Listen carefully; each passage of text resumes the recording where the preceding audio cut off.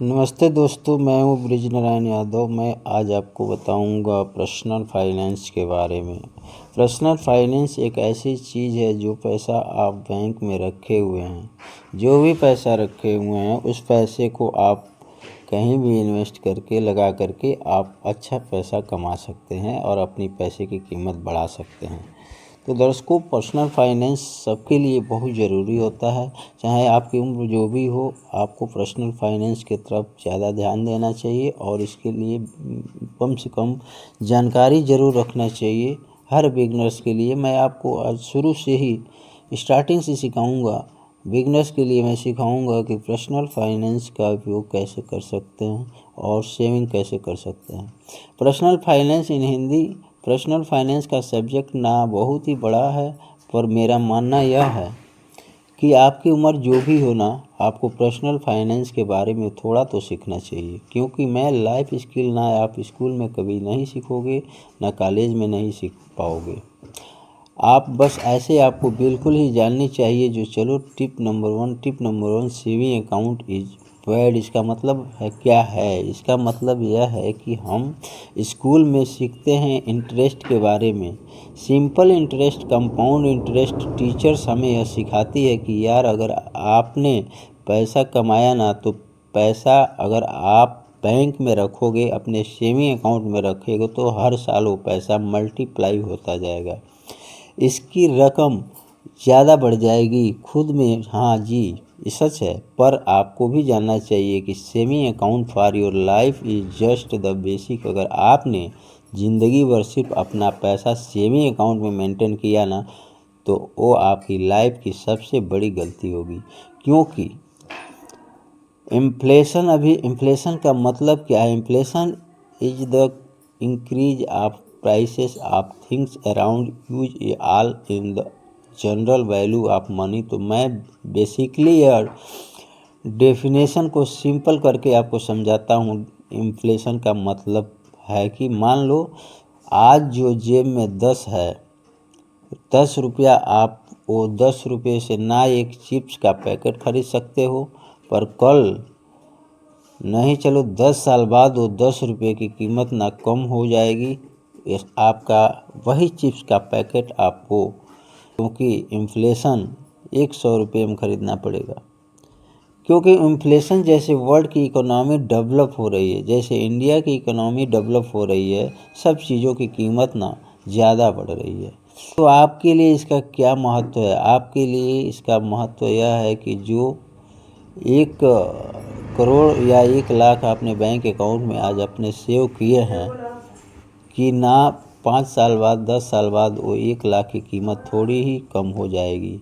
It won't as valuable as it जज to जज। जो आप में से कुछ लोग ये सोचते हैं कि यार मैं तो आपके अकाउंट में इंटरेस्ट ऐड करती हैं ना। हाँ, बिल्कुल सही है। अगर आपको अपने सेविंग अकाउंट में थोड़ा सा पैसा जमा किया है ना, तो बैंक वहीं पैसे को थोड़ा थोड़ा मल्टीप्लाई कर देगी, थोड़ा सा इंटरेस्ट आपको हर साल इसमें ऐड कर देगी। बट आपको यह भी जानना चाहिए कि वो इंटरेस्ट ना हो, इंटरेस्ट की ग्रोथ बहुत कम होती है compare to your the option. The आप साल 2018 में रह रहे हो, आपके आसपास ऐसे बहुत से फाइनेंशियल ऑप्शन है जिसका फ़ायदा उठाकर आप अपनी मनी ग्रोथ को ज़्यादा कर सकते हो। मान लो कि आपका पैसा ना एक पेड़ की तरह है। अगर आप बैंक में अपना पैसा रखा ना, तो वहाँ पर पेड़ ज़रूर बड़ा होगा। अगर आपने फाइनेंशियल ऑप्शन का फ़ायदा उठाया ना, तब वही पेड़ और भी ज़्यादा बड़ा होगा, इसकी ग्रोथ रेट ज़्यादा इंक्रीज होगी। मान लो कि ये फाइनेंशियल ऑप्शन बेसिकली वो पेड़ के लिए सप्लीमेंट की तरह, फर्टिलाइज़र की तरह है। जितना आप उनका फ़ायदा उठाओगे, उतना ही आपका पेड़ आपकी पैसे की रकम को ज़्यादा बढ़ाएगी। तो चलो, वो हो गया हमारा पहला टिप्स, सेविंग अकाउंट और बैड। दूसरा टिप्स है ये, अगर आपको वही पेड़ की ग्रोथ रेट ज़्यादा इंक्रीज करनी है, तब आपका बेस्ट फ्रेंड, आपका मेन सप्लीमेंट होगा पैसिव इनकम सोर्सेस। इसका मतलब क्या है? तो चलो मान लो कि 2 प्रकार के इनकम सोर्सेस होते हैं। इनका सोर्स मतलब आप कहाँ से पैसे कमा रहे हो।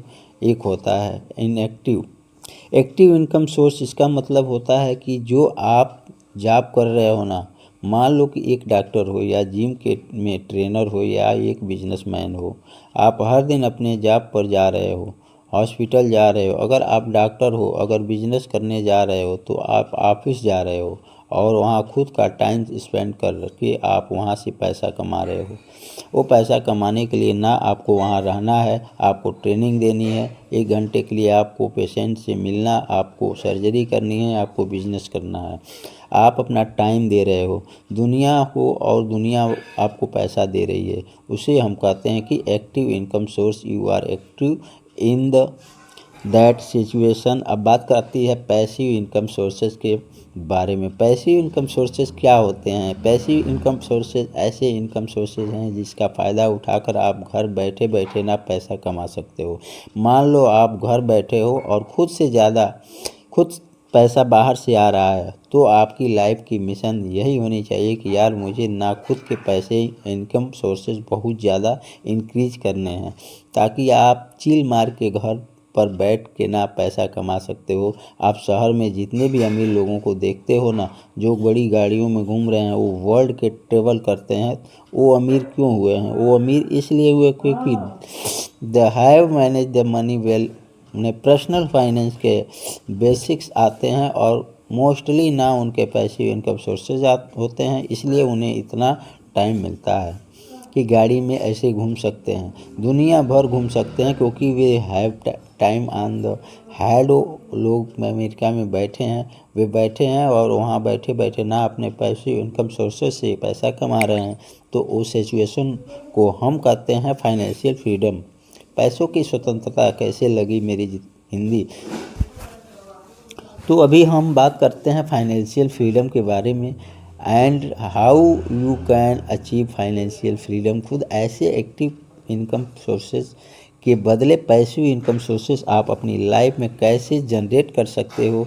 आपकी लाइफ की एम यही होनी चाहिए कि यार योर मिड 30, जब आप 35 से 35 साल के हो ना, तब मोस्टली आपको फाइनेंशियल फ्रीडम होना चाहिए। लाइफ में आपके पैसिव इनकम के सोर्सेज इतने ज़्यादा होने चाहिए कि आप चिल की मार सकते हो। 35 से के बाद 40 के बाद आपको चिल मारने का एक एम रहना चाहिए लाइफ में।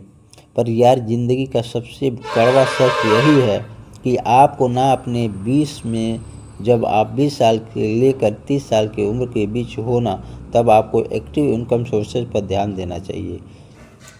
आपको जॉब करना चाहिए, जॉब में सफलता पानी चाहिए, खुद से पैसा कमाना चाहिए। अगर आप बिजनेस कर रहे हो तो बिजनेस को ग्रो करके पैसा कमाना चाहिए। Focus on your active income in your 20 से आपकी इनकम आ गई। आपकी इनकम डिवाइस होती है इन्वेस्टमेंट, सेविंग एंड एक्सपेंसेस से। एक्सपेंसेस मतलब आपके महीने के खर्च, आपके खाने का खर्चा, आपके ड्राइवर का खर्चा, जो भी चीज़ों पे आप खर्चा करते हो ना, ट्रैवल पार्टिंग, वो सब आते हैं आपके एक्सपेंसेस के अंदर, ठीक है। अब बात आती है सेविंग्स के बारे में। आप इनकम से अपने एक्सपेंसेस निकालने के बाद, अपने खर्चे निकालने के बाद जो पैसा बचता है ना, उसे हम कहते हैं सेविंग्स, ठीक है। और अब बात आती है इन्वेस्टमेंट के बारे में। वही सेविंग्स को लेकर अगर आप अपनी सेविंग्स से पैसा निकाल कर कुछ ऐसे चीज़ों में अगर आप पैसा डाल दोगे ना, उसे हम कहते हैं इन्वेस्टमेंट। और इन्वेस्टमेंट का एक ही मिशन होता है, एक ही मोटिव होता है कि वो जो पैसा आप डाल रहे हो ना, उसे आपको मल्टीप्लाई करना है, उसे आपको ज़्यादा से ज़्यादा करना है। तो यह ध्यान में रखो कि आपके एक्सपेंसेस आपको निकालने, खर्चा निकाल लो अपने इनकम से, फिर बचते हैं। और सेविंग में से जो आप पैसा इन्वेस्ट कर रहे हो, आप गेम खेल रहे हो ना, वो पैसे के साथ वो गेम वाले पैसे को हम कहते हैं इन्वेस्टमेंट। और मेरा मानना यह है कि अगर आप एज 20 से लेकर के 30 वर्ष की में जी रहे हो, तब आपके एक्सपेंसेस होने चाहिए मिनिमम। कम खर्चा करो, महंगे कपड़े, महंगे वैकेंसेस, महंगे एक्सपेंसेस पर आपको उसमें ना पैसा नहीं डालना चाहिए। जितना हो सके अपनी सेविंग्स की रकम ज़्यादा बढ़ाओ और सेविंग्स की रकम के साथ ना एक इन्वेस्टमेंट वाली गेम खेलो। अगर आपने 1 में से 90 बचाए तो 80 इन्वेस्टमेंट में डाल दो और 10 सेविंग्स अकाउंट में रखो, यह मेरा मानना है। तो चलो इतना समझ गए। अगर नहीं समझे ना तो फिर से रिवाइंड करके वीडियो देखो ज़रूर। ठीक, और एक और बात, अगर ये वीडियो अच्छा लग रहा है ना तो ज़रूर लाइक कर दो और शेयर करो अपने फ्रेंड के साथ। ये बहुत ही ज़रूरी लाइव होते हैं। जो चलो अब अगले टिप्स के बारे में बात करते हैं। एसेट्स वर्सेस लाइबिलिटीज, इसका मतलब क्या है? मान लो कि आप जो भी परचेज होते हैं ना, जो भी चीज़ें आप खरीदते हो ना, वो 2 कैटेगरी में डिवाइड हो जाते हैं। ठीक है, पहली कैटेगरी होती है लाइबिलिटीज़। इसका मतलब क्या है? लाइबिलिटीज़ का मतलब परचेजेस होती है जिसका वैल्यू कम होता जाता है टाइम के साथ। आपने एक बार वो चीज़ खरीद ली, आज वो 10 की है, कल वो 5 की होने वाली है। मोस्टली आपके लाइफ में जो भी परचेज होते हैं ना, वो जो कि चीज़ें आप खरीदते हो ना, वो सब लाइबिलिटीज की होती है। ठीक है, अब भी बात आती है एसेट्स के बारे में। एसेट्स एकदम उसके अपोजिट होते हैं। एसेट्स होते हैं वही चीज़ें जो आप खरीदते हो ना। मान लो आपने 10 रुपये की एसेट खरीद ली, कल वही एसेट की रकम 1 लाख रुपये की होगी। मतलब आपने 90 रुपये कमा लिए, यानी 10 स्पेंड करके। आपको यह जानना चाहिए कि आपकी जो भी अर्निंग होती है ना, जो भी चीज़ें आप ओन करते हैं ना, आपको मोस्ट एसेट ओन करने चाहिए और लाइबिलिटीज़ एकदम कम होने चाहिए। जितने आपके एसेट्स बढ़ते जाएंगे और जितने आपकी लाइबिलिटीज़ कम होती जाएगी, उतना ज़्यादा फ़ायदा होगा आपको। आपके फ्यूचर को अगर आपको खुद के भविष्य में ख्याल रखना है, तब आपका फोकस होना चाहिए एसेट पर, non on liabilities on asset. अगर आप हमारे पेरेंट्स की जनरल रेशन पूछोगे ना कि मुझे कौन से एसेट खरीदने चाहिए, तो वो ज़रूर यही कहेंगे आपको खरीदने चाहिए रियल इस्टेट। बेटा लैंड ले लो, फ्लैट ले लो या real estate property as everything's. पुरानी जनरेशन का मानना यह है कि अगर आपने एक बार प्रॉपर्टी ले ली ना, बस आपका पैसा सेफ है। पर नई जनरेशन दुनिया भर ना लोग रियल इस्टेट में अभी ज़्यादा इन्वेस्ट नहीं कर रहे हैं। हाँ, ज़रूर लोग इन्वेस्ट कर रहे हैं रियल इस्टेट में, और बहुत बार ये इन्वेस्टमेंट बहुत ही सेफ इन्वेस्टमेंट होती है। पर आपको ये भी जानना चाहिए कि आप अपने पैसे के साथ ना और भी चीज़ें कर सकते हो। सपोज मान लो कि किसी ने आपको ट्रिक कर लिया, किसी ने आपको धोखा दिया और आपको एक इलीगल प्रॉपर्टी बेच दी या आपको एक अनलीगल फ्लैट बेच दिया, तब आपका बहुत ही बड़ा लॉस हो सकता है। पॉसिबल हो सकता है या आपने एक साथ ना 25 लाख खर्च कर लिए एक रियल इस्टेट की प्रॉपर्टी पर, और मान लो कि वह प्रॉपर्टी में एक बहुत बड़ी कंट्रोवर्सी हो गई, तो आपके 25 लाख इतनी बड़ी इन्वेस्टमेंट, इतनी बड़ी रकम ना कहाँ जाएगी डाउन द ड्रेन। आपको यह भी जानना चाहिए कि 2018 में आपके पास है बहुत ज़्यादा ऑप्शन, तो हमारे पेरेंट्स की जनरेशन के पास नहीं होते हैं थे। जैसे कि आप पेपर एसेट्स एक होते हैं real world tangible assets like real estate एक असली चीज़। यह घर एक एसेट है मेरी फैमिली के लिए। आप ऑन पेपर एसेट क्या होते हैं?